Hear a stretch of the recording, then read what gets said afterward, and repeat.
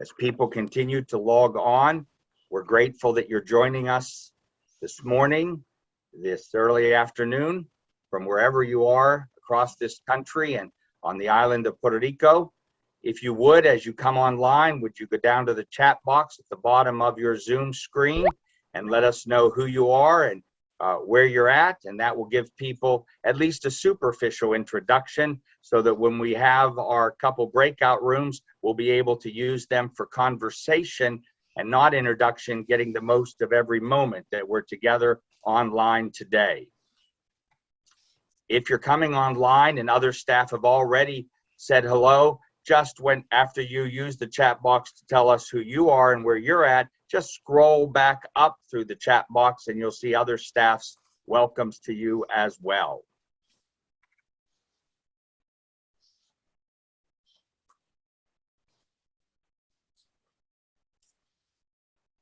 We have this plan to begin just a few minutes after 1 o'clock because everyone's watches and clocks aren't always set to the exact same time. Greg, good to have you with us from the Central Region. Thank you for joining us today. So we already heard from the East Coast, from the West Coast, and from the middle of the country, as well as the island of Puerto Rico. We are already and will continue to be well represented across our American Baptist family.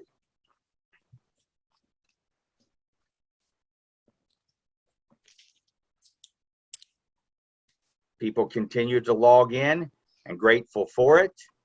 As you do so, please go down to the chat box at the bottom of your Zoom screen and just put your name and location in so that everyone already online can see it. And then while you're down at the chat box, just scroll back up and see other staff and participants in this Palmer Convocation gathering this fall of 2021. So glad you're here today.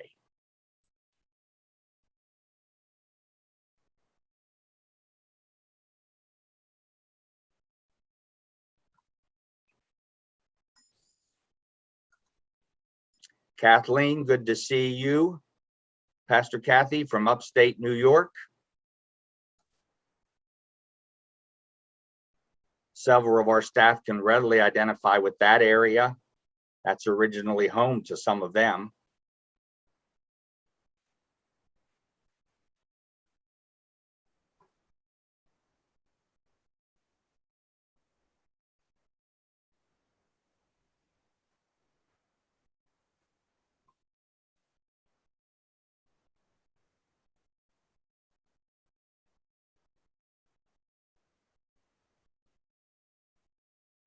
As people continue to log on, we welcome you and so grateful. Oh, Kathy, thanks for the clarification, but a treasurer is far from lowly in a congregation.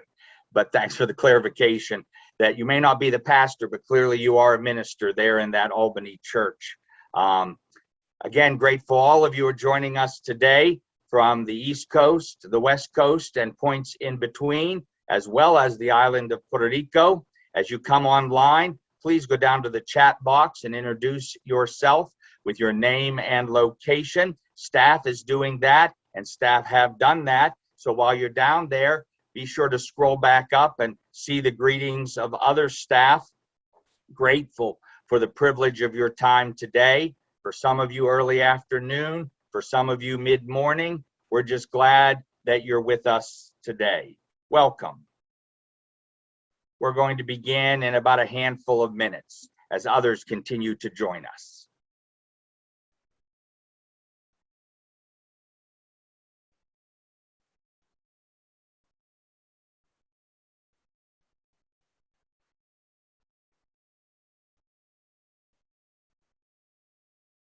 Seeing other people joining us from Emmanuel Baptist in Albany.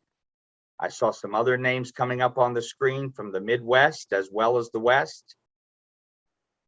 Grateful you're all here today. If you haven't done so, you can set your view screen to gallery and see this great cloud of witnesses that is assembling online.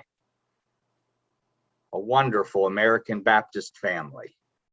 And we're glad you're part of it, and we're glad you're part of this gathering today.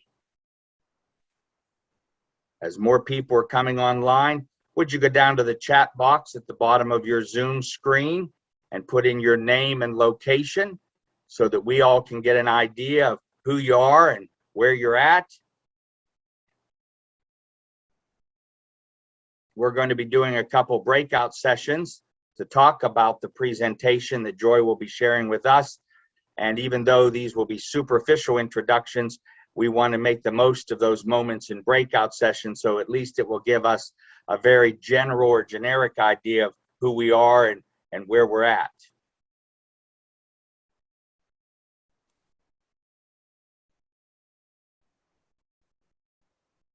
Seeing people coming on screen from Ottawa University, unless that is John and Keith's last name, Keith, Ottawa University. Now that's a real devoted alumni or something. If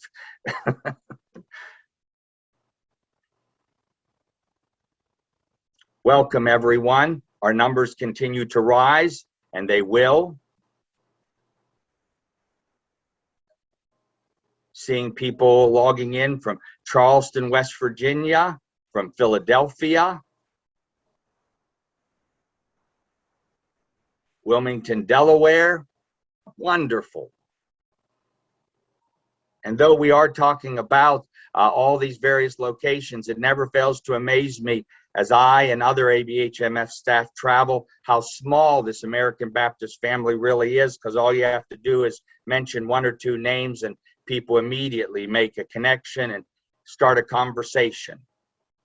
Whether it's from Detroit or Albany or Los Angeles or Oregon or Puerto Rico.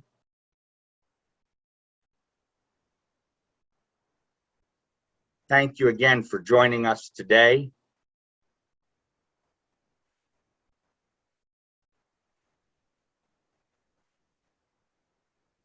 I just realized in asking everyone else to tell you who they are, I haven't told you who I am.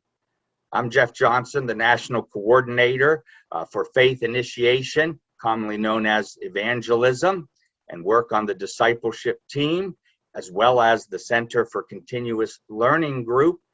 Grateful that you've taken the time in your morning or early afternoon to be with us today. We know you could be anywhere else doing something else, but you've committed to be here for these couple of hours. And so we really do consider it a privilege of your time and really hope to make the most of it and have you walk away with something that makes a difference in your life, in the life of your congregation or organization, and in the lives of those to whom you minister. So welcome, welcome, welcome. We're going to begin in just a moment or two.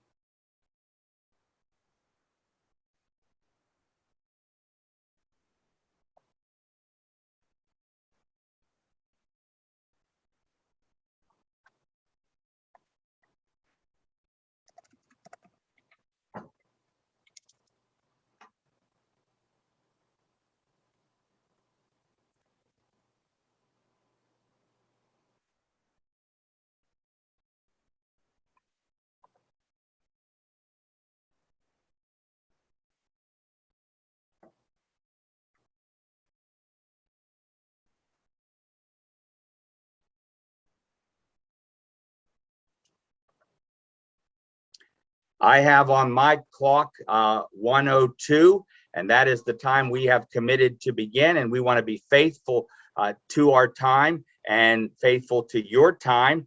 And so after the introductions that we have made and the hellos and welcomes we have given, we're going to jump in, and I'm going to ask my colleague, discipleship team member and friend, Chris Roush, to lead us in an activity and exercise that will kind of give us the pulse of the virtual room. Again, we thank all of you and others who are still logging in. Thank you again for joining us today. Chris? Good morning, everybody. Let me add my welcome to Dr. Jeffs. We are delighted to have you with us this morning from literally all over the country. And our opening exercise, sometimes a picture is worth 1,000 words. So as Dr. Jeff pulls up this picture, I'm going to ask that you take a look at all your choices and tell us the number of the sheep that you feel like represents you well this morning. Which one of these guys are you? So just type your numbers in chat over there on the side, if you will. And you can't see the picture, Chris, just making sure? I can see the picture, Jeff. Thank you. Good. And we can tell where you're at because you're saying good morning to everyone. Yes. I am coming to you from the West Coast in Portland, Oregon. So I see a little bit of everything so far. 1, 2, and 3 have already been chosen. 9. I love that you are a 9 this morning. Share that energy with the rest of us.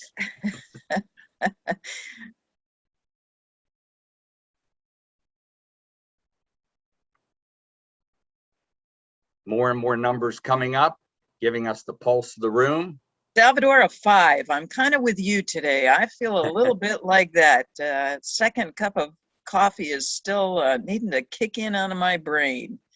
Brittany, a 2. Oh, that's good. Julie, a 9. I am not at all surprised that Julie Thomas gives us a 9. She is always our skipping sheep in our midst, encouraging the rest of us as we go. Ben, I love that you're picking a number 3. You'll all have to look at a picture of Ben when we go back to full screen here. Well, we're grateful you're here today, no matter which of those sheep represents you. We think that Dr. Joy is going to bring a great message for all of us to learn from today. And we're excited that you're here and that you're part of it. So thank you for being with us this morning and for spending some time this afternoon. For many of you, I'm reminded. Thank you for being with us today, and we hope that you find this event good. So Rotangi, I will turn it over to you if you would like to bring a word of welcome to us. Hey, hello everybody. I'm Rotangi Changte, and you've probably been receiving emails from me asking you to register for this conference.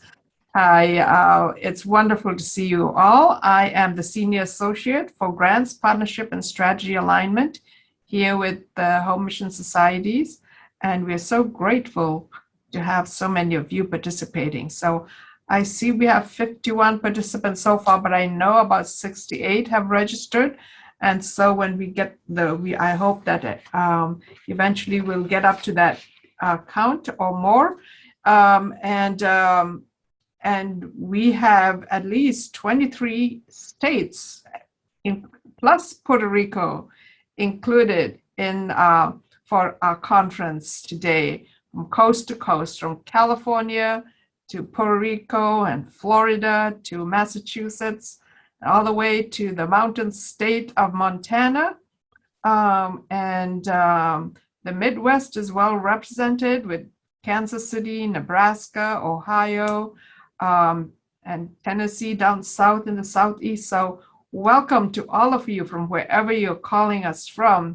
And California wins the prize for the largest representation. So woohoo to California. We will disqualify Pennsylvania because we Home Mission staff, we skewered the count. So, but I think California comes next.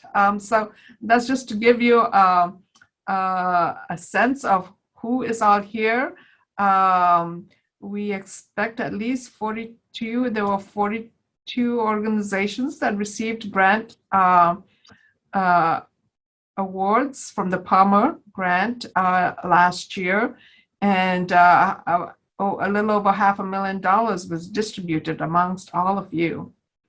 So we are grateful to the Palmer for this tremendous, wonderful gift that they left us behind. And we have all been the wonderful, and you have been the wonderful recipients, including us, Home Mission Society. So I just wanted to give you that information and let you know who I am and see me face to face. And please do not hesitate to contact me with any questions you might have. And so with that, I will give it back to you, Chris. Oh, no, sorry. I'm supposed to introduce, we'll go into our time of prayer, and we're going to use this reflection from Henry Nouwen, be still and know.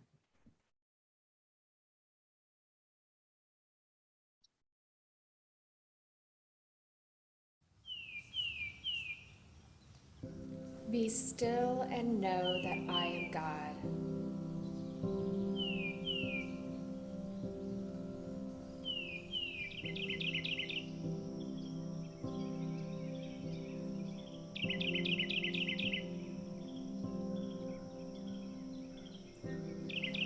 Be still and know that I am.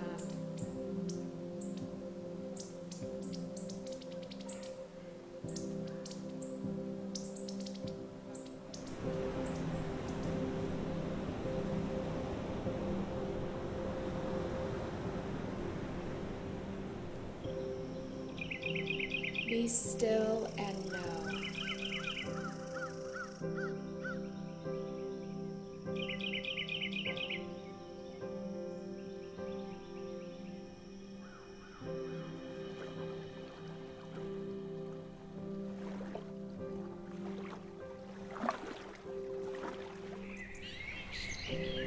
Be still.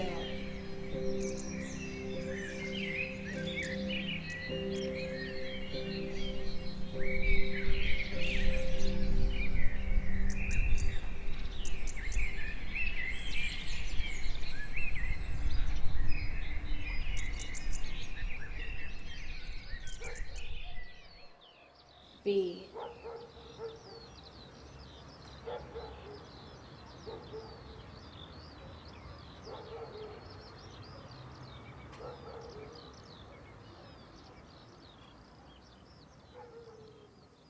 Amen. Amen. Amen. I don't know about you, but that's really a powerful, for me at least, gathering, visual and verbal. And I actually have it downloaded on my laptop and use it actually frequently to just help me collect my thoughts. All of us are coming today with a load of expectations and experiences. So let me just take a moment and let's hear from you. As that phrase that we've probably ourselves repeated multiple times, be still and know that I am God, which one of those individual words spoke to you this afternoon as you gathered your thoughts for this time together? Just put those in the chat box. Be still and know that I am God. Which word spoke to you today? Which word needs to speak to you today? Which word jumped off the screen? And it's funny because if we did this exercise a week from now, it might be a totally different word, depending on what you're dealing with and what you're going through. Seeing all of them come up. And all how we wish we could take the opportunity to just sit and chat about why did you pick that word? Why does that word speak to you today? But we're so grateful for this opportunity to have Joyce speak to us, to have you all speak to one another. As people continue to put their word or words in the chat box, we want to take a group photo. And the way to do this is turn your video on. Now, if you do not wish to be in the picture and have it posted online, which we plan to do, then turn your video off. But if you would, can you please turn your camera on so that we can take a group picture of the nearly 60 people. And actually, I say 60 people, it's 60 connections because some people have a couple people in one location. And so we really are pushing that 60 plus attendance number of staff and individuals from congregations and leaders in institutions and organizations. Grateful for all of you, every single one of you. Thankful you're here today. And so we want to get a picture of your smiling face. And so our photographer on staff and our creative designer and artist, Danny Ellison, is going to take virtual photos of the group. And so please, just for a moment or two, turn your camera on. If it's not, if you're willing to be photographed, and we'll take care of that at this time. And people are still writing the words. That's great.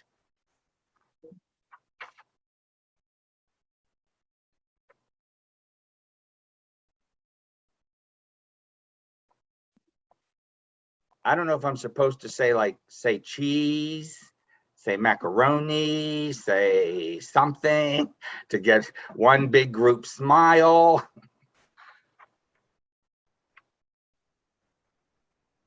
Say happy, I'm HAPPY. There we go. Hey, why causes a nice smell? That's good, Rotungi.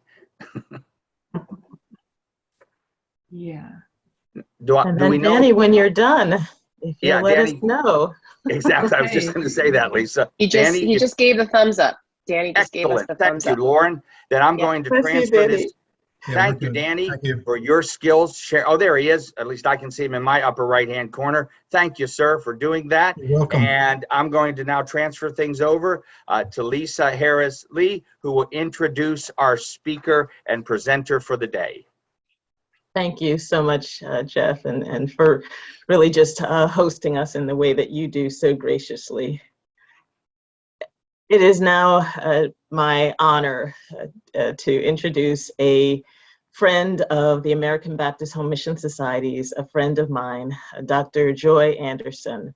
She is a faith leader, brilliant colleague, and global leader who imagines, instructs, strategizes, and persists alongside those she convenes to reshape financial systems for more godly good. Joy holds a PhD in American history from New York University.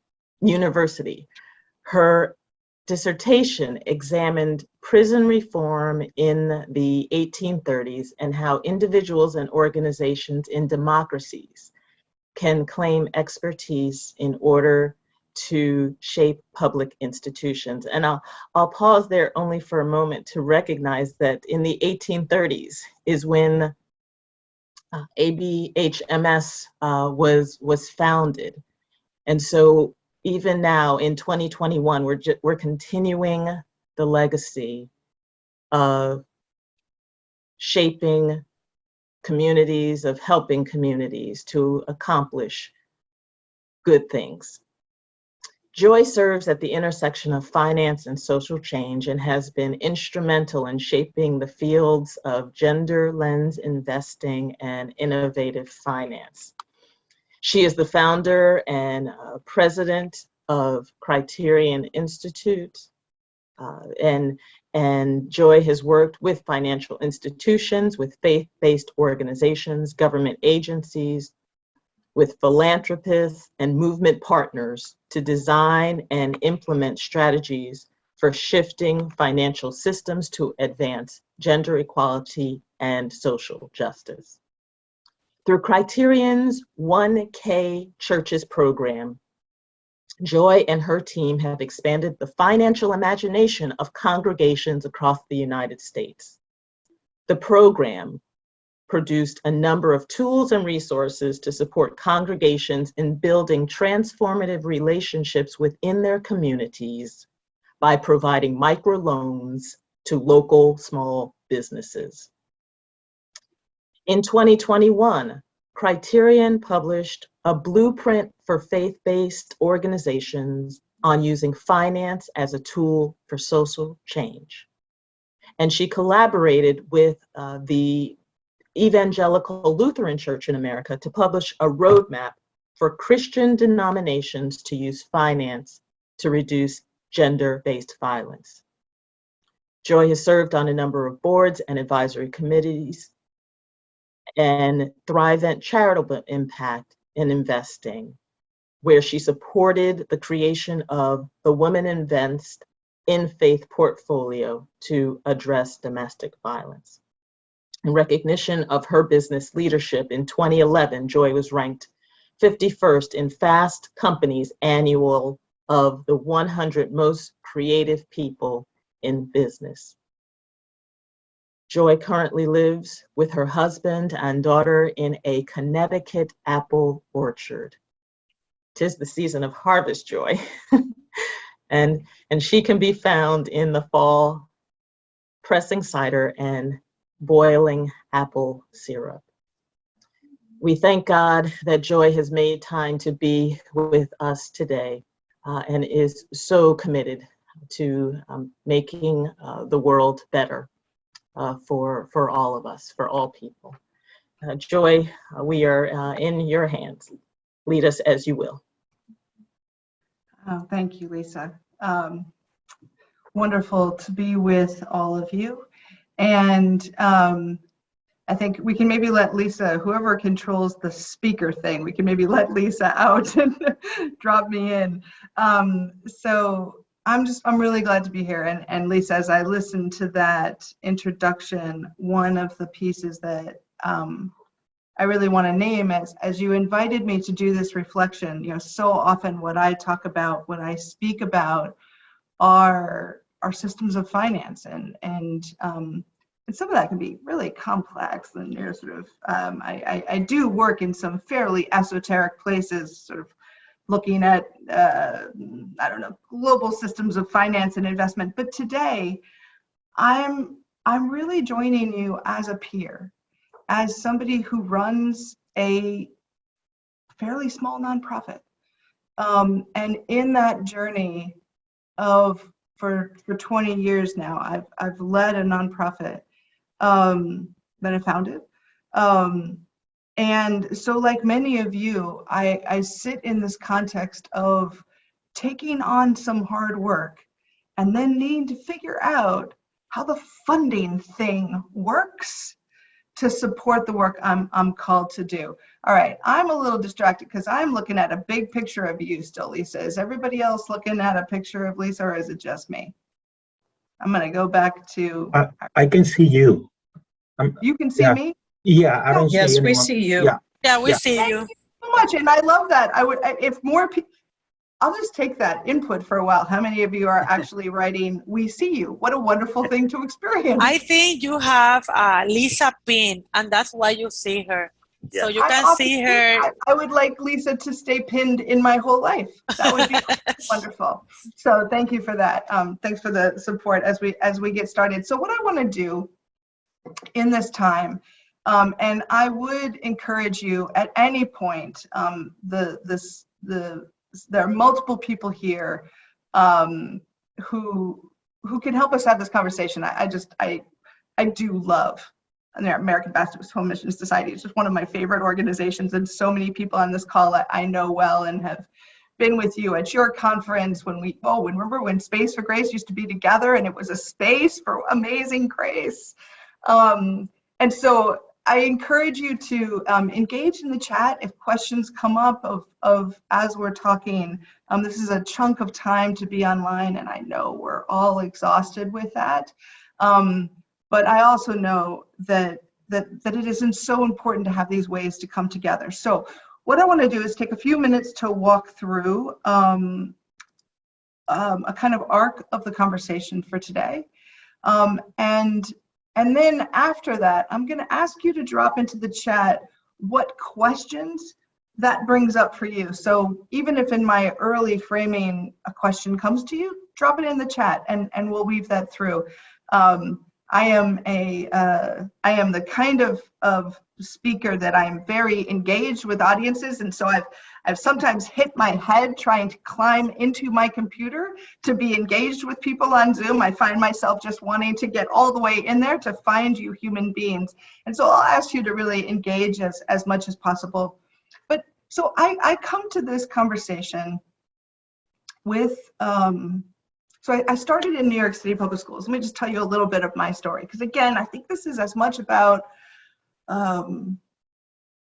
my being peers with you in this work of social justice and trying to figure out how to take it on. So I began in New York City Public Schools. I actually started in teaching special education. And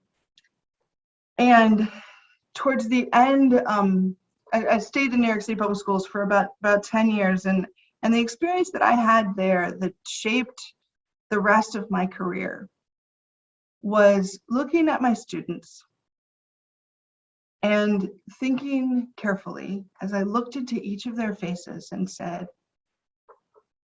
which of you are figuring out how to survive the rules? And which of you will figure out how to change them? And for me, that's one of the critical pieces of empowerment in our world of, are we taking the systems and structures that are out there and figuring out how to survive?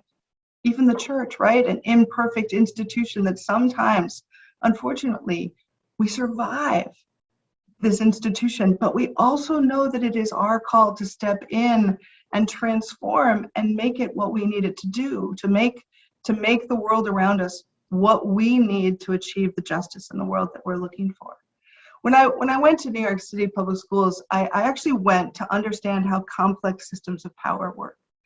That was, I studied political science as an undergrad, and I wanted to see how power worked in big institutions. And so I thought, you know, with 1 million students, New York City Public Schools would be a fine place to start.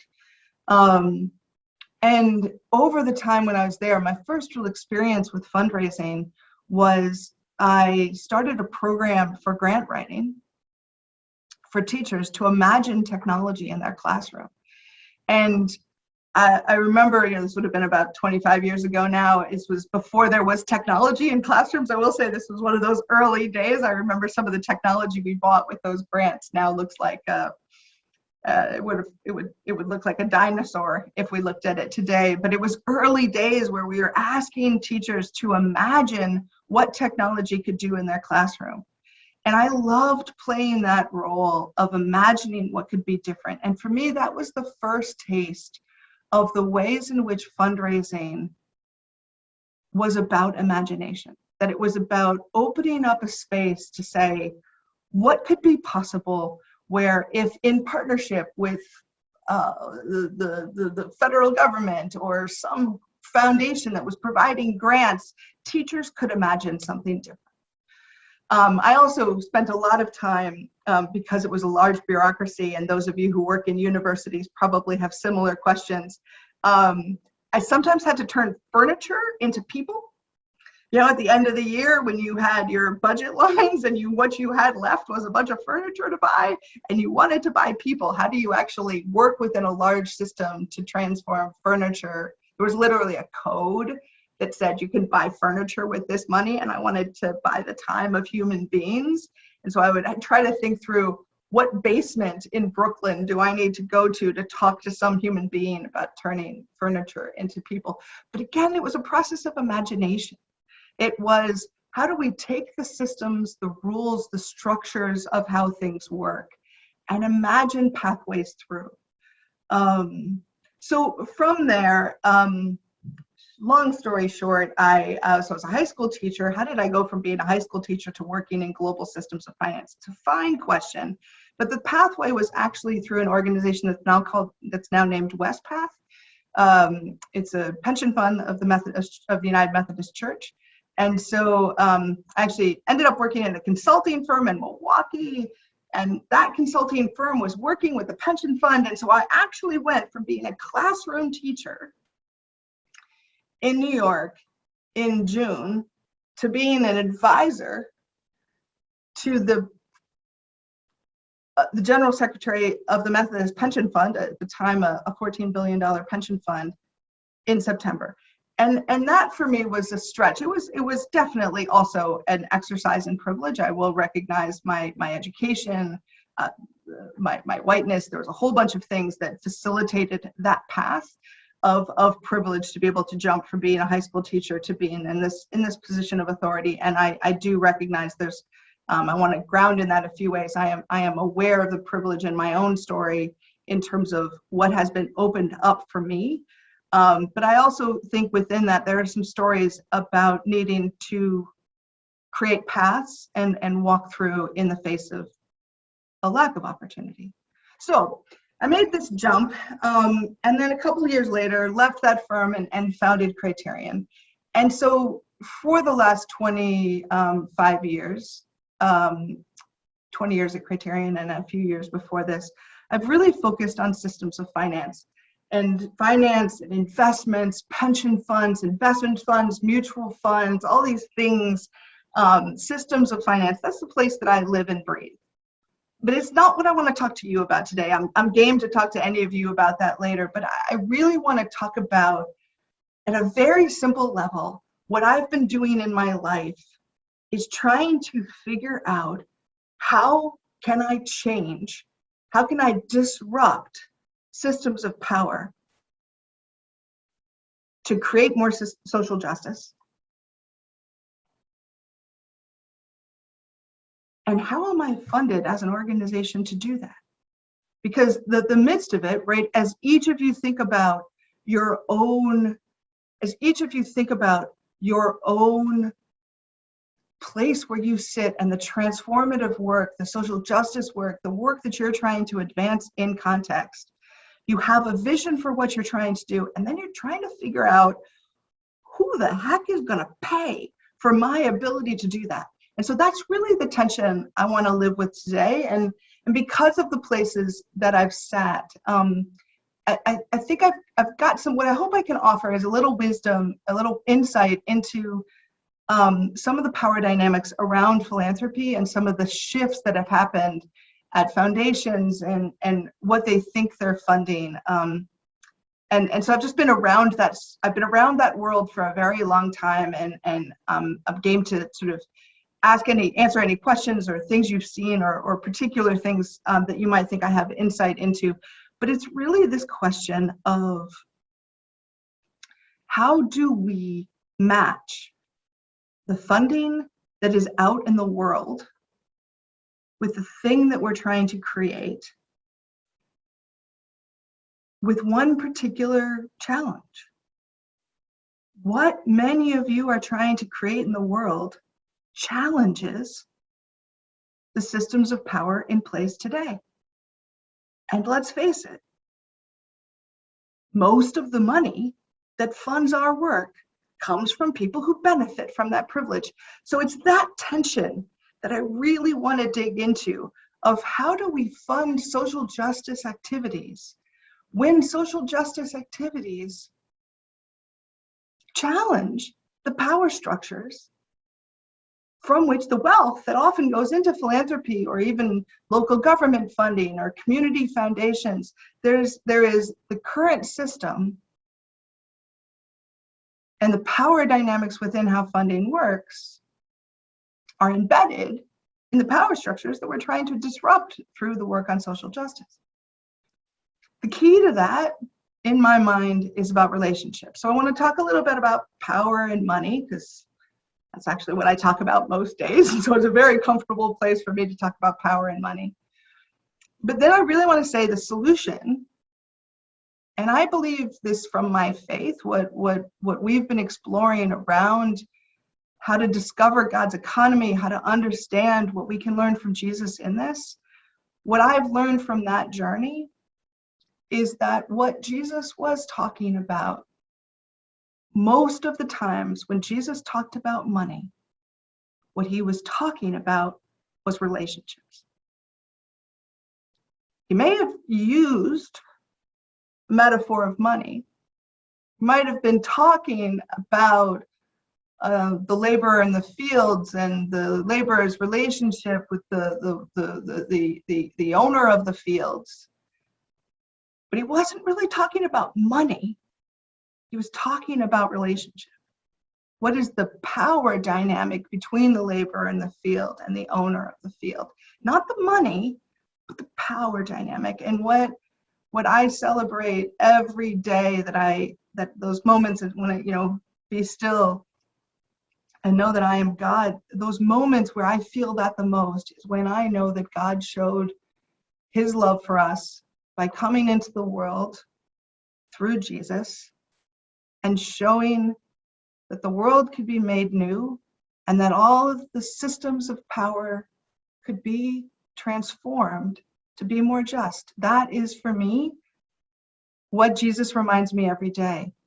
And so what I want to do is take that idea of the hard work that you do, the challenging work that you do, that feels like it's pushing upstream, and say, how do we actually tie that to systems of funding, what funds our organizations, and then how do we transform those funding structures through relationship, because I believe that's what Jesus teaches us to do. How do we transform how we are in economic relationships? All right, that's a little bit of a little grounding. Hopefully you got I never want people to introduce and ask questions and say, this is what I want, until you have a sense of who I am. So that was pretty much who I am in terms of coming into this and what I have to offer in this conversation. So I would really invite you, and maybe we can just take a moment to pause on this and give you a second to think. So I'll slow down and ask you to take a moment and think about what question you are bringing to today's conversation. And I'll just give us a minute of silence so that you can catch up and think and say, what are the questions you're bringing to this conversation today, given what I just framed?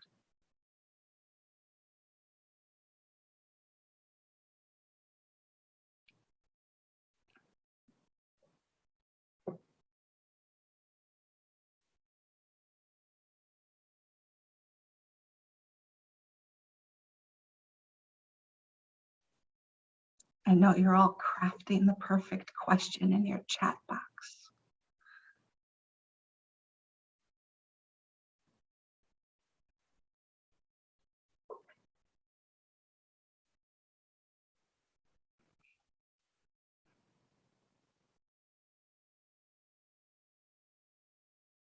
Yeah, thanks, Jennifer. Not an easy question, but I appreciate that being, the question on your heart. That's remarkable.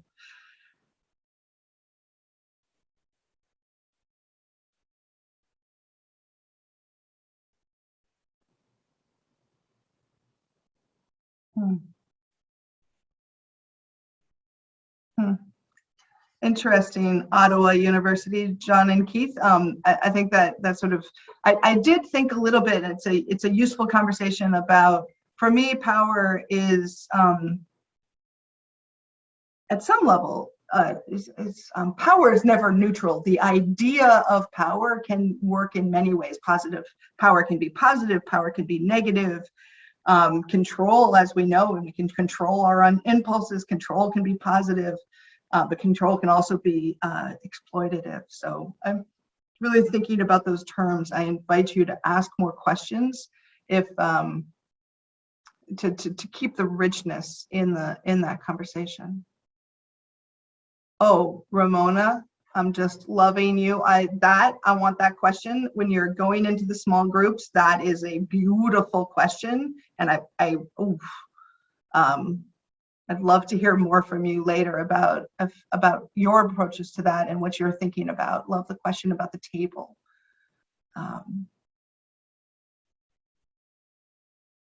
Yep, Abigail, just, all right. Well, either those of you who are not, either you're really good at sort of responding to say, if that's what she's going to talk about, here are my questions. But hopefully these are also questions that are useful for your time, but these are just wonderful questions. And I'm hoping that this continues a dialogue. I'm a big fan of the strategic chat. And so what I might invite you to do also is respond to different people's questions. I absolutely appreciate respect of listening to me. But I also think there's some yummy questions in this chat. And if you want to pick up any of those threads with other people, like you just did, Kathleen, thank you very much for modeling that. And if there's some threads that you want to start in the chat, I believe that one of the gifts of Zoom is we can have two conversations going on simultaneously. I also want to honor any conversations that you're having with your cats, your dogs, your children, your partners that happen in your home while you're also on Zoom. All of this is happening at once. Just Natalie, I'm just taking a pause. I like, how do we translate the work into funding? How do we translate the work into funding so that we can reach those who need the most support? Just translate the work into funding and the funding into work, and that whole piece. Wonderful, wonderful. All right, so I'm gonna dive into a bit more, but hopefully you keep the chat going on the side. And I am going to disembody myself a bit to do a PowerPoint. So let me just share my screen quickly. My apologies for the embodiment of this, but this also helps for capturing useful information. So I want to think a little bit, and philanthropy is a fancy word. So philanthropy, funding, grants, gifts, I'm sort of thinking about this whole mix of the ways that we fund our work. But I often use the word philanthropy just because I think it ended up being claimed by a set of super rich people. And I remember actually the first time I decided I was a philanthropist, I was actually at the time, I was at a conference of Women's Funding Network. It's actually a group of foundations that support gender issues. And I was at one of their meetings and sitting next to a very wealthy woman. And I felt disempowered. I think I was probably 35 at the time. I did not have a robust bank account. I was starting a new organization. And one of my either best or signs of financial lack of planning moments, so either it was showing my financial naivete or I was gonna make a bold move, I took out a credit card. And when they were asking for pledges, I put $500 on a credit card. And I will say it was $500 that I don't think I actually had. I didn't know exactly where I was going to get it from, but again, it was one of those moments where you sit and you think, they're the ones who have power and I don't. But what I've learned from that moment later is, while I wasn't, I mean, $500 in many settings is a lot of money. And it can make a difference. And the sort of bold generosity of saying, how do we live a life of abundance versus scarcity? I don't know, much to think about in there of how we position ourselves as philanthropists. Anyway, philanthropy as a system of power does a few things. One, it plays a role in deciding what is worthy. And clearly I'm wanting to challenge some of this to say, maybe it's a problem that philanthropy gets to decide what's worthy. It does a little bit of determining who knows and what works. And so a couple patterns within this that have come up recently, just in some notes about the sort of direction that philanthropy's headed over the last 10 years in particular, which is when I've been, or 20 years, I guess, when I've been watching it most carefully. So there's a trend thinking about deciding what's worthy. So the world of the Gates, sort of the Bill and Melinda Gates Foundation, Midyar Networks, there's a set of large foundations that came out of essentially the .com boom, and since then, and they came from a particular tech background. So I want to make this point because I think there's a way that all of us have been affected by a story that started in Seattle and San Francisco, at least in the United States, where there was a set of tech millionaires and billionaires that were created in a very particular period of time. And I think it's affected philanthropy across the country. I'm curious to see how this shows up in local communities, but it's filtered down and out in ways that I think are remarkable. And part of it is something called strategic philanthropy or venture philanthropy. But let me start with strategic philanthropy. So what strategic philanthropy did, like philanthropy wasn't strategic before, but it started with this idea that said, people are just giving money, willy-nilly, just giving out money. And they're not thinking strategically about the impact that they want to make. And so there was this whole movement within philanthropy that then filtered out into community foundations and community development finance institutions. This was a very powerful movement that said, we need to be smarter about our philanthropy. And I even find that this comes up in my local church of, remember, we used to give and we gave, and we didn't say, what am I going to get as my return on my gift? What can I expect as outcomes from my gift? That phrase drives me crazy. What can I expect from the outcomes of my gift? Why do we get to ask that question? Why do we get to say, I am giving you something, and in return, I want you to give me impact.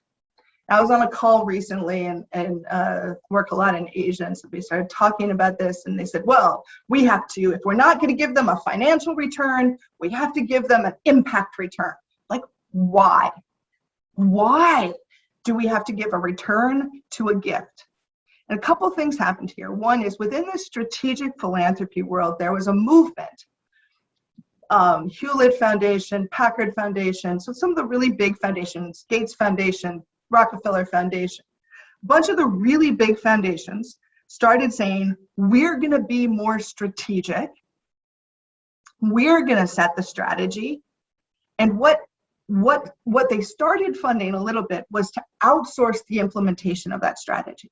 So at some point, we got a grant from the Packard Foundation that literally was a line in their strategic plan that said, you, social change organization, we'd like you to implement this line in our strategic plan, but it was their plan. So I want us to think about that. I want us to sit on that for a while and say, where are the places where we see the philanthropist setting the strategy and the social change organization participating in a strategy set by philanthropists? So deciding what's worthy. This gets connected to determining who knows. There's sort of privilege and bias that sits in the process of determining who is good at or expert in creating social change. And one of the things I want to name is there's been a macro shift in philanthropy and giving and nonprofits sort of across the board that said, and I'm sure I'm guessing most of you have seen this, that business is good at social change. So there was a moment, and I remember I was actually a fundraising consultant early, this would have been 22, 23 years ago. And I remember one of the first meetings I went to where somebody said, let's bring business practices to nonprofits. And now I'm not suggesting that nonprofits should willy-nilly just randomly spend money and not have a business plan and all that kind of stuff.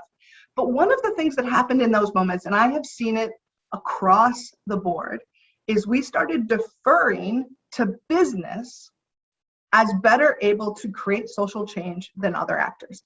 And this has influenced philanthropy significantly. And because it's influenced philanthropy overall, it's trickled out into all kinds of ways of giving. So one of, Lisa mentioned my PhD, which thank you very much, makes me fully sound esoteric. But what my PhD was about is who gets to say how public institutions should be run.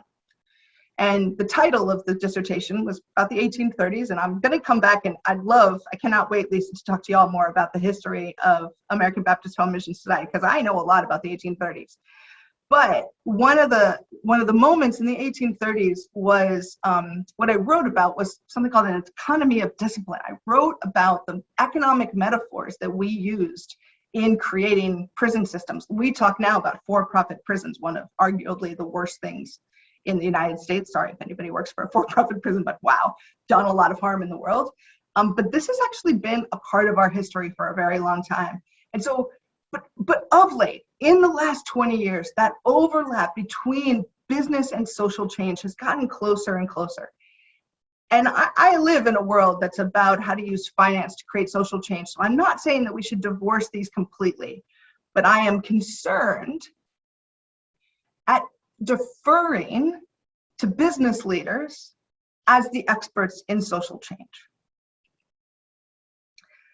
So actually the mission of the organization that I lead is to change who sees themselves as able to use finance to create social change.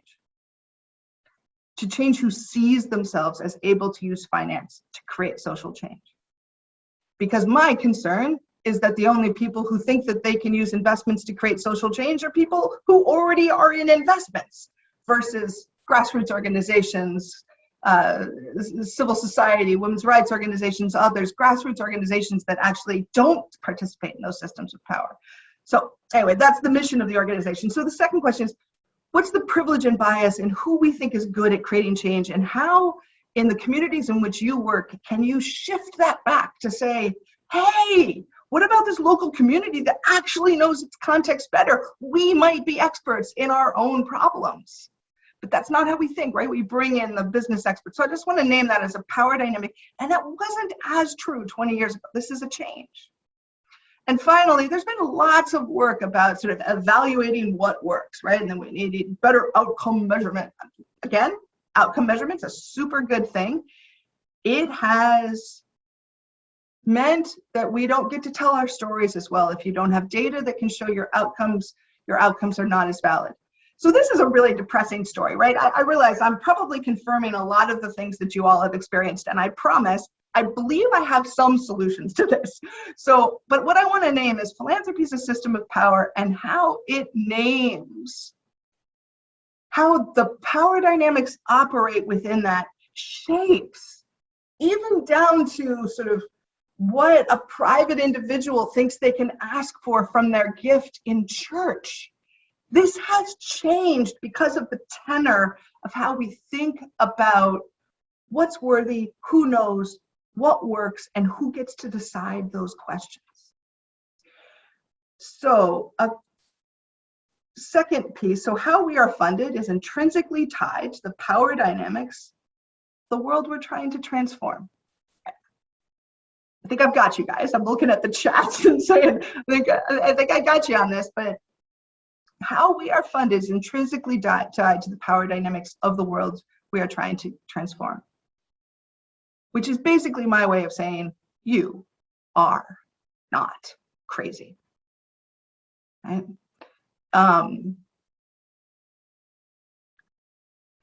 But to solve it, we need to see ourselves as more than recipients. We need to actively shape the power dynamics of the funding ecosystem. So we could step back and say, well, it's rigged against us. The heck with this. We can't get that money, so I'm going to step back. And so over the last 20 years, a lot of my work is about getting entrepreneurs funded by investors. And I used to go and like Lauren, what you and others have created within the American Baptist Home Mission Society, that sort of group of entrepreneurial ministries, I forget what it's called, but anyway, like that, sort of where is their energy? How do we get funding? So I've often gone to those kinds of settings where entrepreneurs, thank you, Lauren, I've gone to places where entrepreneurs are trying to get funding, and they look at me because I've been a funder, and I implicate myself in all of this, right? I sit in all of this. We can ask more questions about all the ways I'm implicated in this, but I have been part of this history, and I acknowledge that. And so I'm in these settings where people are talking about how can they get funded? And what I wanted to say was, this is a system of power that you might have to step out of your enterprise and change to be able to get the funding that you want, right? And that's the reality, right? To be able to change the systems we rely on, to change the systems of funding, to be able to receive the funding we need, that is frustrating. I know it. It should work differently. But I want to invite you to see it as part of your work to change the system of funding, not just say, well, that sucks, so I'm not going to get funding, but to say, can I step in and change that system of funding? Because shifting norms and structures in funding is possible. This is what I do with my life. I change how money moves. And it's not easy, but it is possible.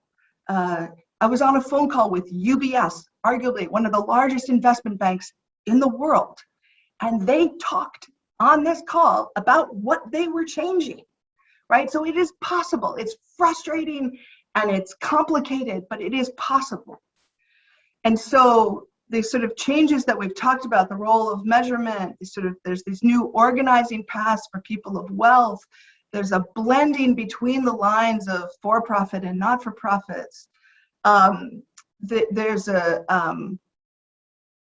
are some shifts. I want to get to this bottom point and then put you in small groups. The patterns that we just talked about of the shifts of patterns that we talked about are norms. Norms are not static. Norms can be changed. We've just talked about a pattern that changed in the last 20 years. If it changed in that direction, it can be changed again. It is not fixed. They're structures constructed by humans. If they are structures constructed by humans, they can be changed. And so how do we think, when we look at these systems and see that they're, how do we look at systems and say, that's not working for me, therefore how can I change it? And one of the pieces of good news is how confused so many people are, right? In some of the midst of this, somebody's trying to figure out how to talk. I always look for places of confusion, because if people are a little bit confused, it means that you can step in and lead. You can offer a different solution. What I often hear from people is, could somebody just give me a list of all of the places where I can get funding?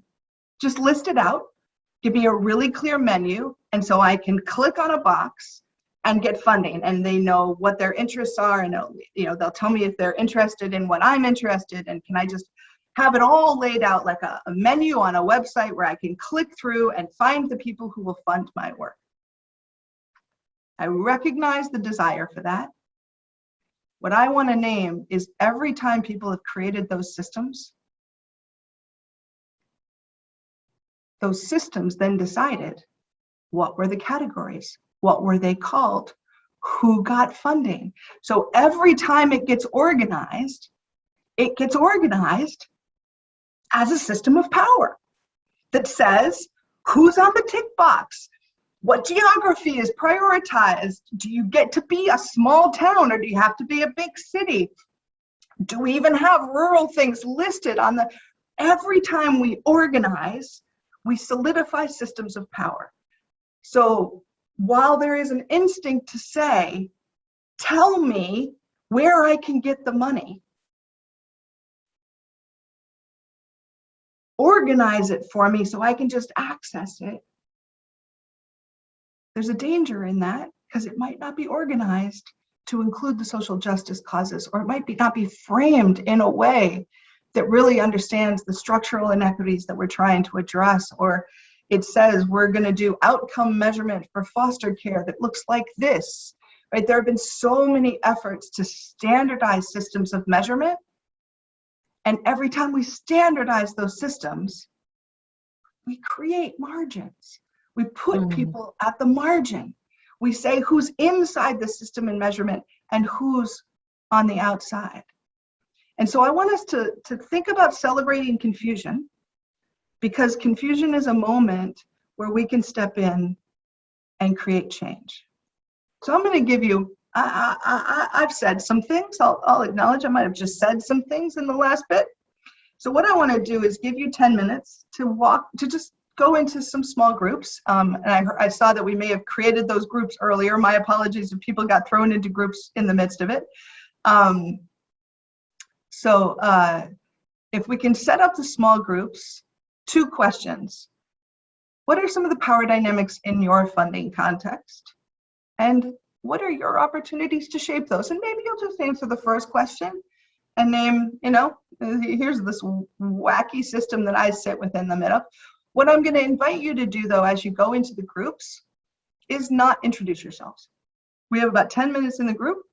And what I find is we often spend the first 5 minutes just walking through and saying who everybody is. I'm going to invite you to have trust in this amazing group of people. Just jump into this juicy conversation about what are the power dynamics in your funding context, and what are your opportunities to shape those power dynamics. And we'll come back out of that group in 10 minutes. Enjoy.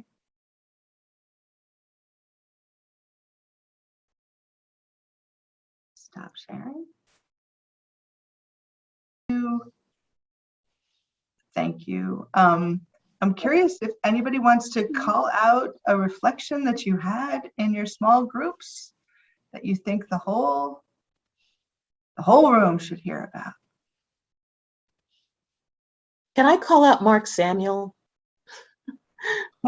Mark Samuel, can I call you out? We'll give Mark a second. Ramona, I Sure. saw you come off mute, and then Mark can think about if he wants to be called out. Ramona, did you want to reflect? I just want to elaborate, I think what was a main summary for our group, it dealt with story and not compromising your story, because the story also has power, you know, and who says that by denying the funding for the sake of telling your story, that you won't land in something more proportioned and portioned for you.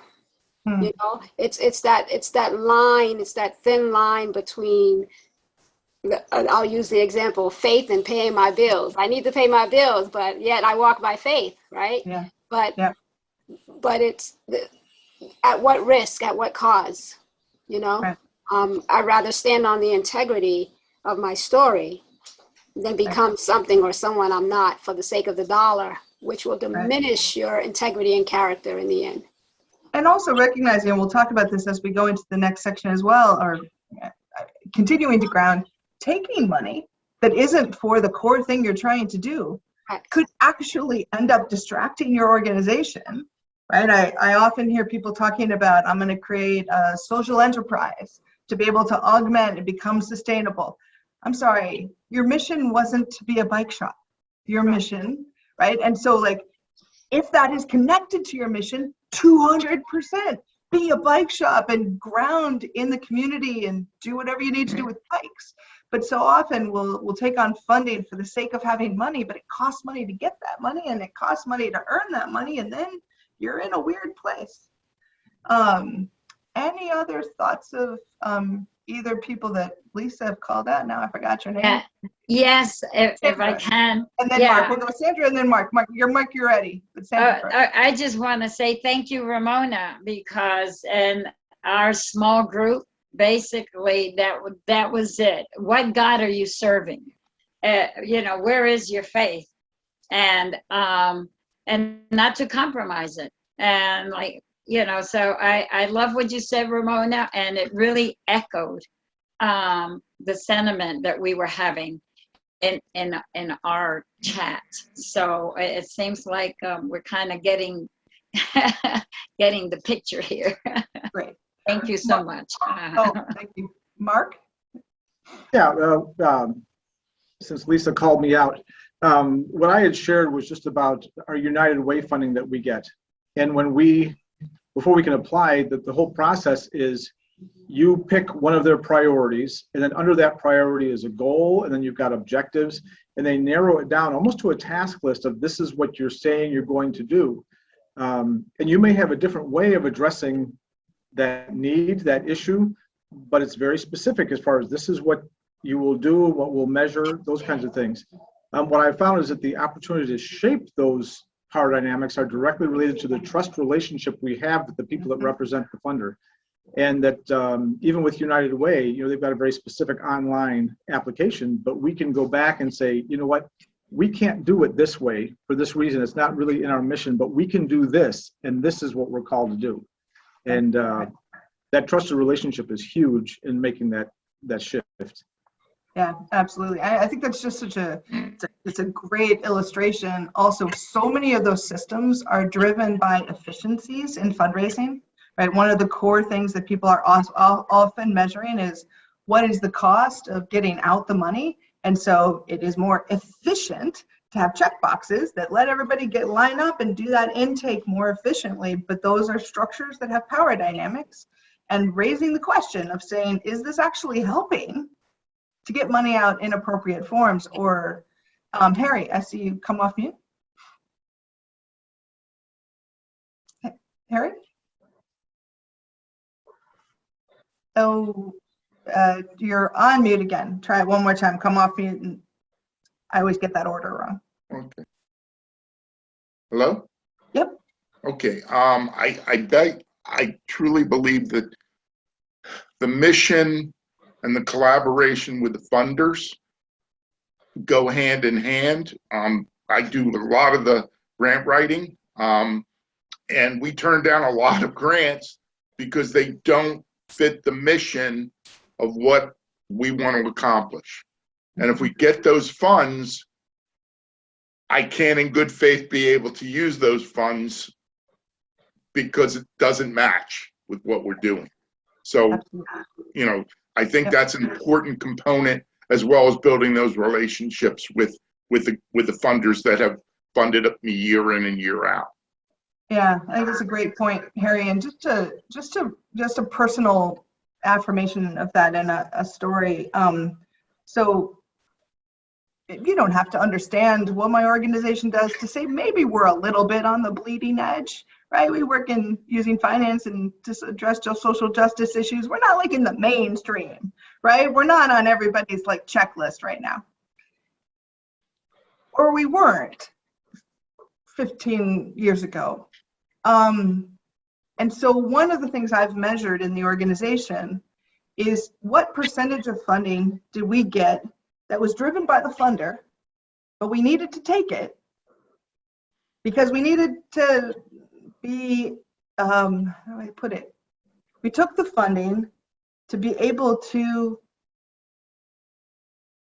be in play, to be engaged, to be shaping things, but the funding wasn't driven by our priorities.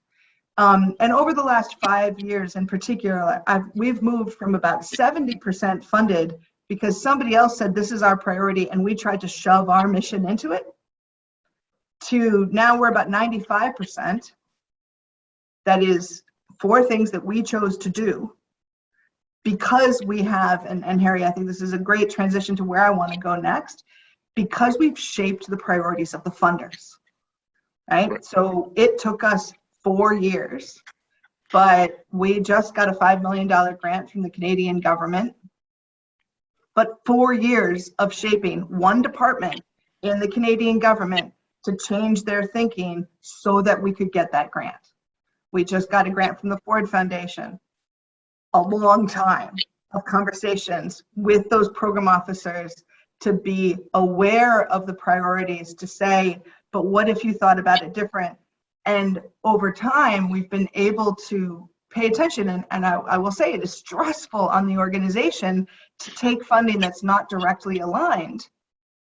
Sometimes we did that. We took on some consulting-like projects just to have a I'm looking for a metaphor, to actually be in the game, right? To be in the conversation.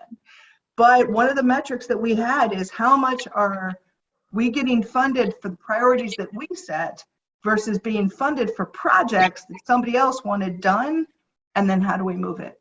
And so the piece that you're all naming in this is exactly where I want to go next, because the answer to all of this is relationships. Right? Go ahead. If I just may, Joy, I want to say, and I know I'm out of line here a little bit, but it is relationships.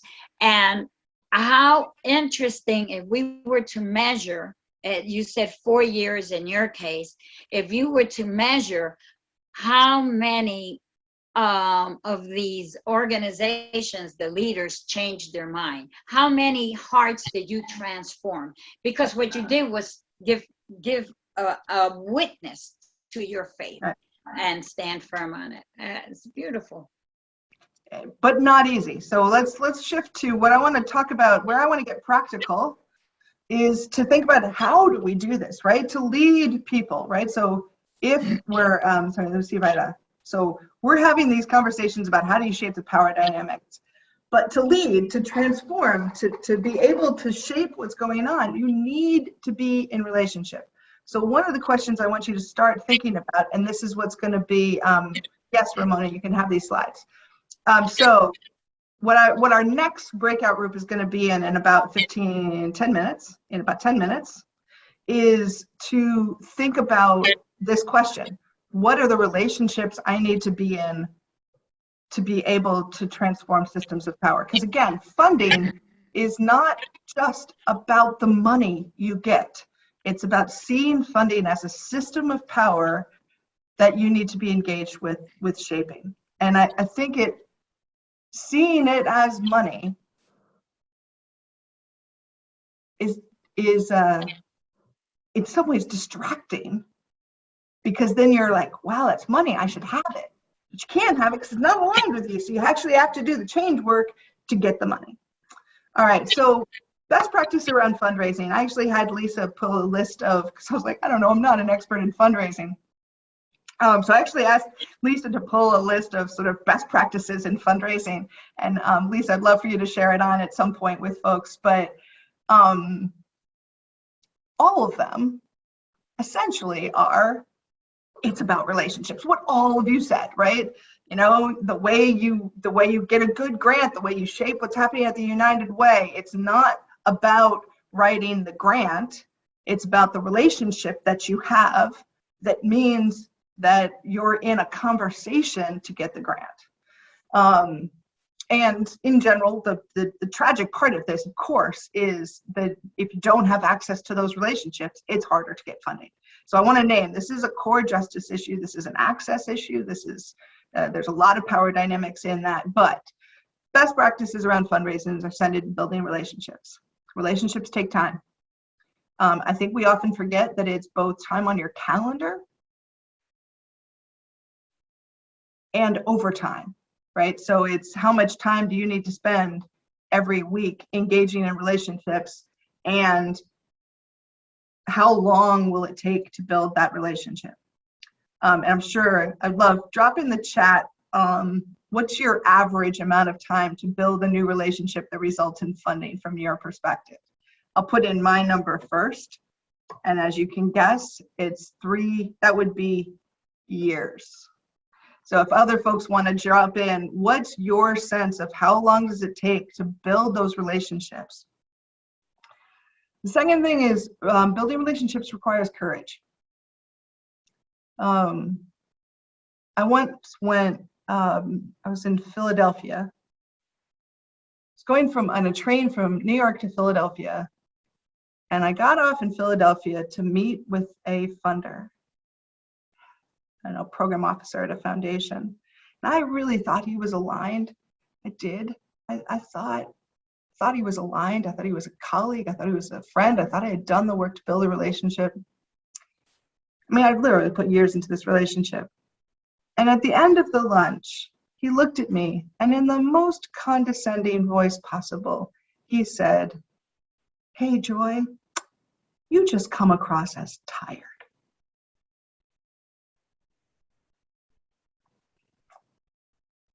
And I was too tired to see red. I sort of took it internally and said, wow, I am too tired. I shouldn't go to meetings with funders if I'm tired, because I'm not bringing my game face. Goodness gracious, of course we're tired. This work is hard, right? But he was literally telling me, I am judging you. I am judging whether or not you look too tired to accomplish this mission. So I don't know what to do with all of that. I think I have learned to not go into those meetings tired, but I also have to have my courage. I have to have my game face on. I have to pray for a long time before I have to do that work. And so what I want to name is what a lot of you said at the beginning in the early comments about your questions is, I think, spot on. When you need courage, I want to shift it to wait. Rather than waiting to be invited, set the table. I think where we should extend our braveness, where we should extend our courage, is to set new tables versus pushing our way in. And Criterion has 3 values. Over our 20 years, the one thing that's ground us is 3 values of grace, hospitality, and invitation. And grace is about showing up where the world is at and being fully present at that moment. That's at least how I translate it into a somewhat secular audience. The second is hospitality, which is welcoming the stranger, knowing that the stranger will change us, right? That it's not just, I'm gonna tell you what you should think, but I'm gonna be open to be changed. But the third is about the power of invitation. And for me, this is that you have the power to invite. We all have this, it's the core of evangelism. We have the power to invite. Invite them to your table. But having endurance, having this kind of influence, shifting from saying I'm a recipient of funding to I'm shaping the system of funding, because by the way, some of your really important points, that will also have knock-on effects on other people, right? If you change the system of funding, you're opening it up not just for yourself, but all of your colleagues who are also working uphill on social justice. So it's hard work, and the motivation therefore needs to be grounded and sustaining, which is why I think for funding, we always need a why that isn't about money, right? At some point, you're social justice people, right? You're people in ministry. You're not driven by money, you're driven by mission. And so being really clear about what's your why in fundraising, what's your why in influence, what's your why in building relationships with funders that isn't just about money for your organization. Because if you go in with a clear sense of, I am trying to transform how foster care is valued within our system, or I'm trying to change how children are valued in funding, right? Naming the why, Ramona sets the intention, right? And lets people, sets your intention not just as the scarcity that you feel about funding in your organization. All right, a couple more points on this. So practices in building relationships. Engage in conversations that have no particular point. Be in conversation with people. Don't start from an instrumental point of view, because people see it coming a mile away. When we first started Criterion, we invited people into a conversation saying, who are interesting people who want to talk about this topic? And I can share more about how we did this. But the topic was like, where do we need more hope? Where do we need more hospitality? We had these like open-ended questions. And people say, well, what do you need? And like most people, when they're asked for something specific, they say, I need somebody who funds this.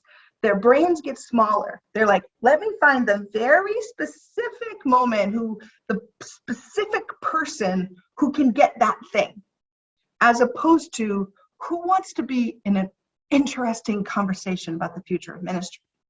At which point they're going to say, ooh, who are the interesting people who could be there? So being hospitable requires being open to being transformed by those who you encounter. This is tough. I know there's definitely an important integrity that all of you were pushing on to say, we're standing in our own story, we're standing in our own sense of our ministry. But there also is a point that says we need to be open to listening and see. Mapping the power dynamics, I spend an enormous amount of time mapping power dynamics. Who's got what power? Because the question I'm always trying to figure out is, who can I borrow power from? Who can I borrow power from? I'm a daughter of 2 ministers. I've never had wealth. I've had abundance, but I've never had significant wealth. I'm a scrappy entrepreneur. I've got a good amount of power now. And so I question all the time now is who needs to borrow my power? But when I was doing the work, it was, is there a philanthropist who will actually make 5 phone calls for me? Is there a foundation who I can enroll to help me influence other people? So how do we borrow power from our allies and then remember to not keep it forever and say, now I've got you, but also give it back and go back into the abundance of the world. Use your power of invitation. Continue to reflect on what enables others to see themselves in your invitation. Test, if I invite in this way, do people see themselves in that invitation? And do I need to shift? Do I need to change the question? Do I need to change the conversation? Do I need to change the venue? Do I need to make things less formal, more formal? What do I need to do to shift the invitation so I can engage with systems of power? And then when you finally get to a transaction, structure it clearly and make sure you ask for what you need to be successful. we were recently asked to do a very brave thing. Still swallowing. So we were asked by a foundation to work on some of the human rights issues in Afghanistan. So I swallowed a lot. Crap, is that actually our mission? Is that it feels bold, it feels brave, it feels really, really, really, really hard. And every single one of my advisors, when I asked them, should we be doing this, they said, spot on, that's your mission, go take them on, but ask for what you need. And as I got ready for the meeting to ask the foundation for what we needed, I got to 50% overhead. I swear, I got to do a hard thing. I need you to fund a bunch of just core stuff because otherwise it's too hard. And I've had to learn to not ask for too little. It's probably my biggest failing as a leader is I don't ask for enough. So when you get to the transaction, make sure that you're ready to ask for what you need and not undersell what it takes to do the work. So in the end, what I think we're about here is transforming economic relationships. And I believe Lisa can point to other stuff that we do. Like, I believe at the core, what we're called to as Christians, what Jesus models for us is how to transform relationships, but that includes transforming economic relationships. So how do we shift what are the cultural norms of what's valued? How do we shift the practices or processes of how decisions are made to make them more just? How do we shift the structures that manage that funding? How can you work within relationships, multiple kinds of relationships to create these shifts? I'm going to put a challenge here for all of you in this connection to say, how can American Baptist Home Mission Society help, right? I actually recently used American Baptist Home Mission Society for a friend of mine who was trying to raise investment capital.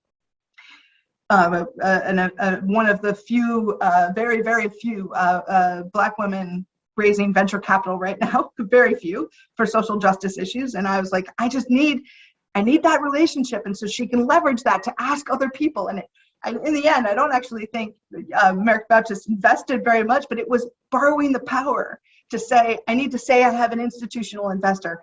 That's a detail from my world. But where can you ask American Baptist Home Mission Society to step in and say, I need to be aligned in this way so you can help me leverage in this way? And so Lauren, Lisa, all the rest of the staff, I want to hear more of the how can American Baptist Home Mission Society help? All the staff on this call can be throwing in that question. Sorry to put you on the spot, but I think it's such an amazing organization that has influence. So with this, I want us to throw us back in gently. I'm not going to throw you. I'm going to gently put you back into groups and think about this. What relationships do you want to transform? Or what relationships do you want to be in to be able to do transformative work? And where will you start? So maybe for this. This is John at Ottawa, and I guess I'll call it out because I'm bad with chat. One of the things we're really struggling with, and you've really fired us up, but it's hard, is how we can better influence, besides just not taking money, those that try to control us. And specifically as an institution which was founded by Home Missions 150, 60 years ago, but also struggling with people who are our friends and partners who suddenly attach stuff to their money that we've taken for years, but we feel so helpless on how to really make a difference. And it's easier not to take the money. That's what we talked about with Ramona earlier, just say it's integrity. But then that doesn't do what you said. How do we shape things so that the dialogue stays true? And it's hard.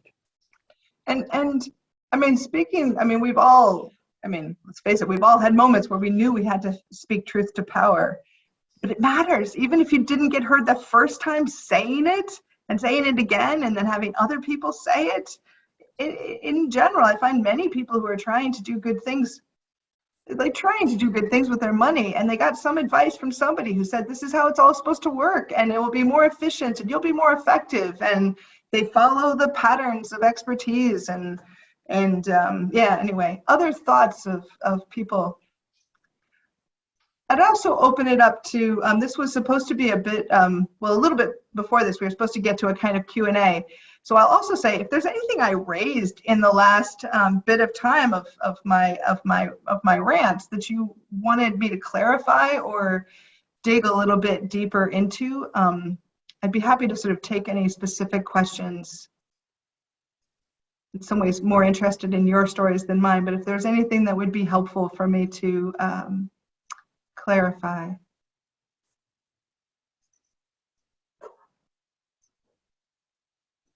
Feel free to come off mute and just to speak out. Would you say just a little bit more about, you mentioned invite them to your table. Could you say just a little bit more about that, please?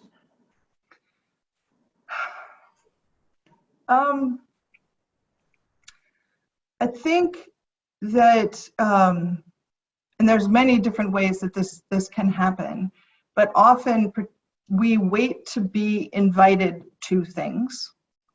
And I'll just say, as somebody, I've started 4 or 5 organizations over the years, and each time I started a new organization, it was because nobody else was doing it, not because I wanted to start an organization, and that I wasn't liking what I was being invited to, so I wanted to create something else to invite people to. And so a lot of what Criterion's practices over the years have shaped into is to say, here's a critical dialogue that needs to happen. So I'll invite people to that conversation. Now, I will find, one time we did that, and this is just a little bit of a caveat on this. One time we wanted to create a group of leaders around something, doesn't really matter what it was. And they all came together and said, for us to be convened, you know what you should do is you should get funding to convene us. And that's a trap that I've started to stay away from. So I actually described it as a potluck and said, we're going to do this. We're going to come together. We're going to set a different table in such a way that we don't need to get funding to set the table.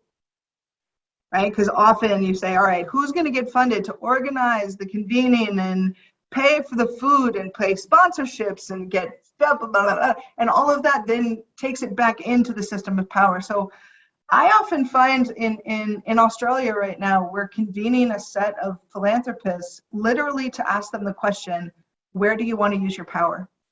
And how are you using your power to disrupt systems of power? And we've been working with a set of Indigenous groups in Australia to work on principles for what it means in that context to use your power to disrupt power.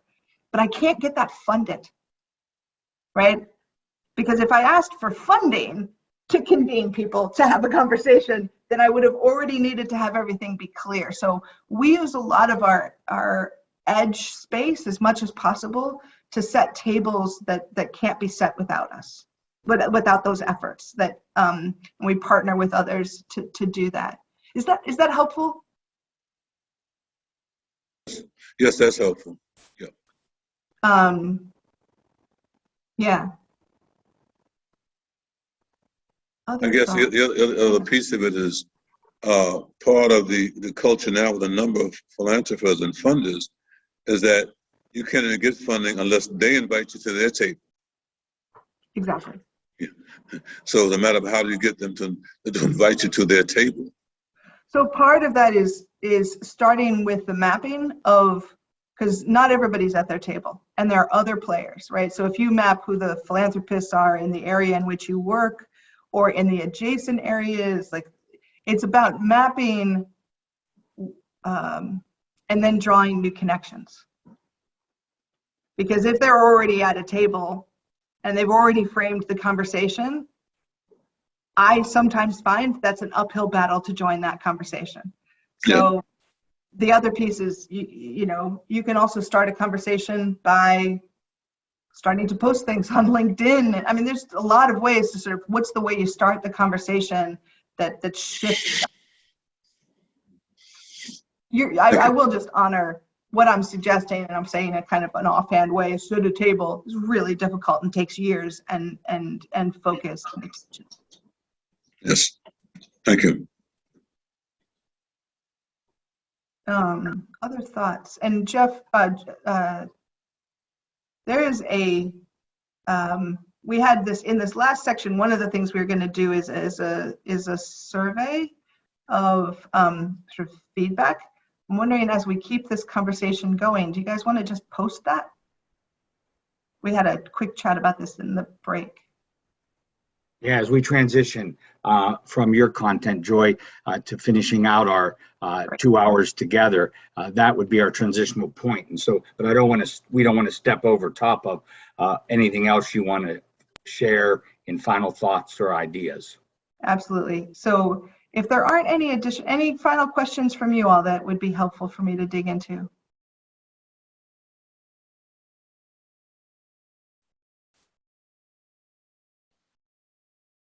Well, I will say, there's a question in the chat. I can't tell if it's sort of a tongue-in-cheek question by Jennifer Sanborn, but it is there such a thing as, quote, disruptor capitalists? I don't know if you wanted to just reflect on that. I mean, I think there are people who are disrupting in economic systems. I don't know if they're capitalists, but I do know there's lots of people who are disrupting how our economy works and disrupting how our systems of finance work and disrupting the systems that enable capitalism to exist. And I know there are groups of people called disruptor capitalists. It's not my favorite term. I like people who are just disrupting. They don't need to be capitalists. I will drop in to Lisa's point while you make your transition to the final comments. I have a couple documents that Lisa named at the beginning that I'll drop in the chat. But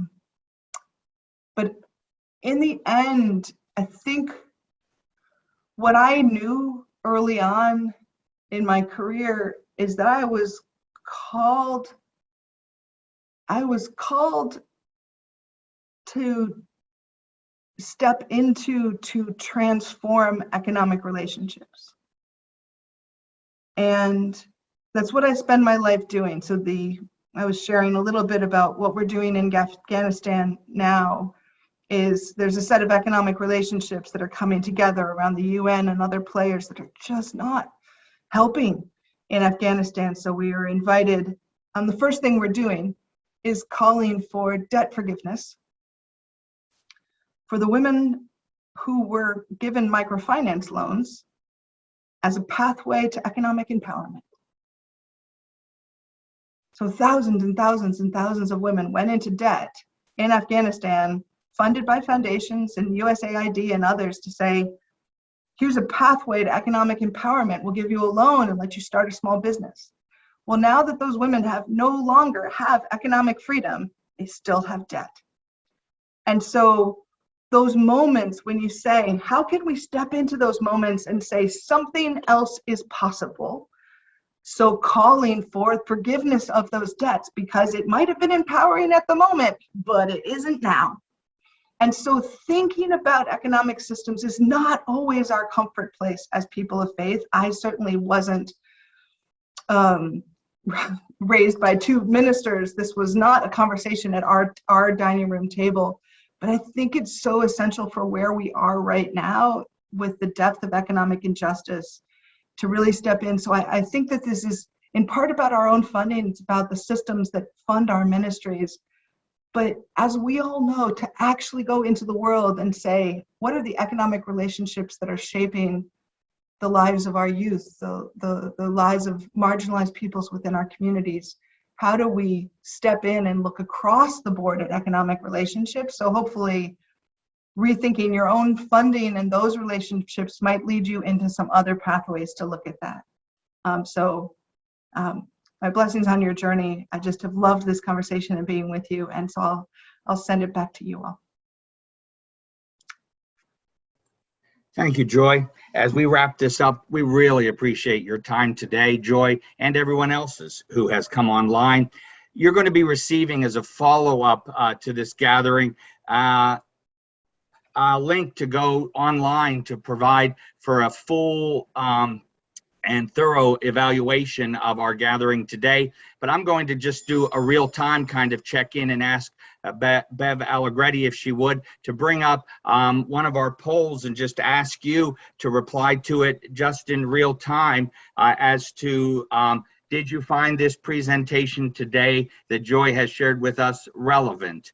And did you find Joy relatable? And then finally, there is one other, but did this gathering meet your overall expectations? We didn't get the chance to flesh that out with you as you began, but we all came with some level of something that we wanted to hear, see, experience, take away. So if you could please do that, fill that out, and then we'll quickly transition from this to our final moments together.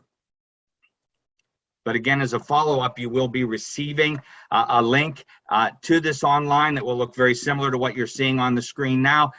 We ask you to take the time to fill it out, giving it some thought and consideration so that we can make gatherings like this, as Joy even talked about, not just for our own selves to be impacted, but that what we do has the opportunity to challenge and change others as well. And so it's not just for us, but for others too. So when that comes through, would you please follow through?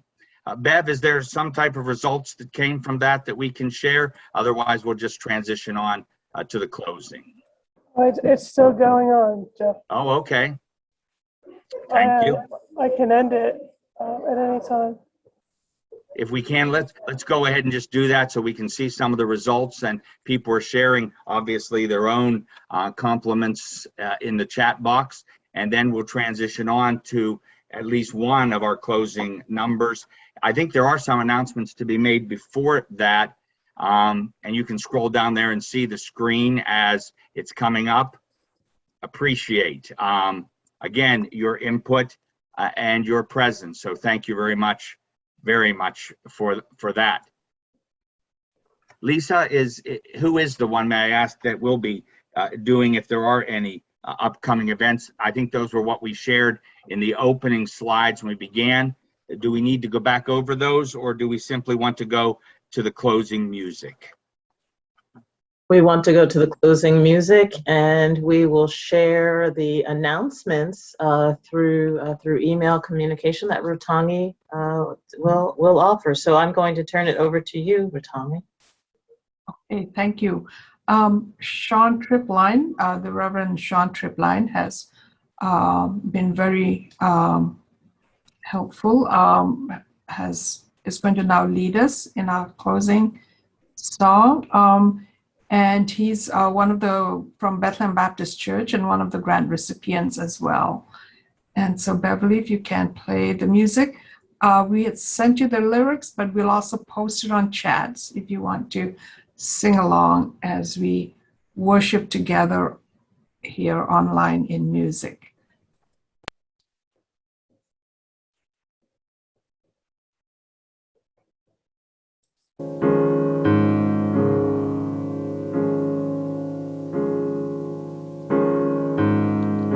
Lord, I will lift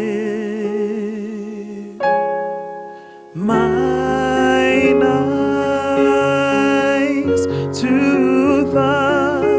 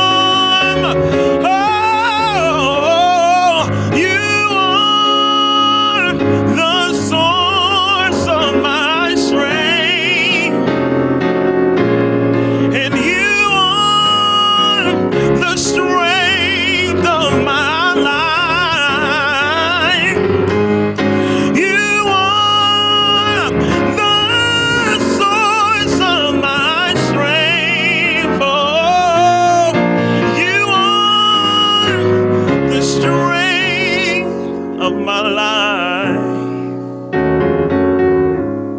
So I lift my hands in total praise to you. Amen. Amen. Amen. Amen.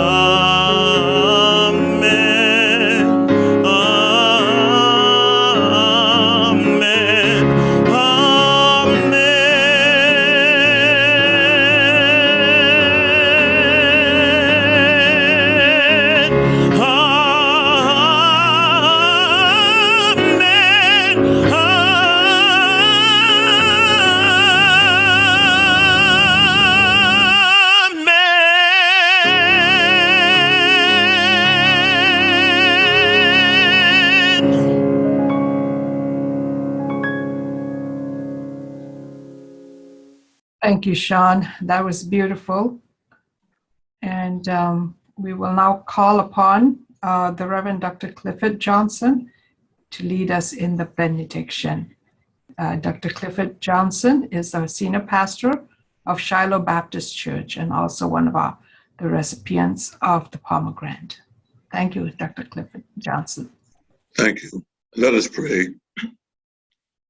Dear God, thank you for our time together, for our lessons learned, for the relationships that we've established on this day. I ask that you touch the heart of those with power, that they may realize the needs of your people. Give each of us the fortitude to press on in spite of the powers that confront us, and to remember always that you are the power and the glory. As we move forward, help us to make application to what we've learned today, and we will be careful to give you the praise. Dismiss us from this session, but never from your presence. It's in your name we pray. Amen. Amen. Amen. Thank you, Dr. Clifford.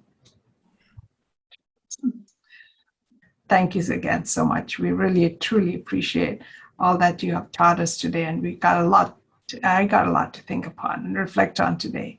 Thank you. Have a blessed day, everybody, and a wonderful afternoon. God bless everyone. Thank you. You too. Thank God you. bless Bye. you.